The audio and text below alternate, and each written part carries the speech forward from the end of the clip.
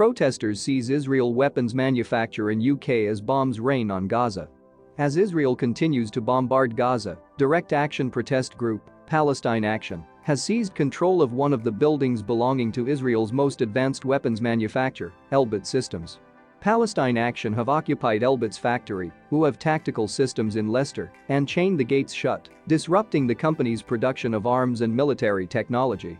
Activists have taken direct action in response to Elbit's funneling of arms to the Israeli occupation force, which the group said are committing war crimes in Gaza.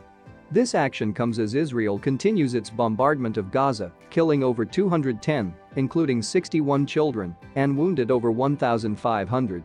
With the IDF targeting civilian areas, healthcare premises and key infrastructure, the war crimes being committed rely on technology produced at Elbit sites across the UK, said the group. This is the first time Palestine Action has struck at Elbit's Leicester site, which is run by Elbit-Thales joint venture of Tactical Systems. The company is said to manufacture the Hermes drones used extensively by the Israeli army, made in Britain and used in Gaza, Colombia, Azerbaijan and elsewhere. The site is also believed to produce the Watchkeeper drones employed in droves by the UK military and border force, having been used to inflict death upon Afghans and Iraqis and surveil refugees in the Channel.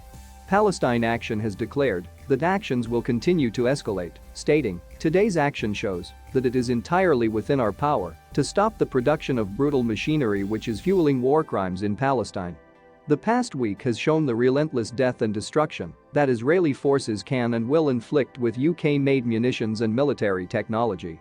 It is the duty of anyone who has been rightly appalled by these atrocities to stand up and take action to prevent the Israeli war machine receiving any more armaments produced in this country.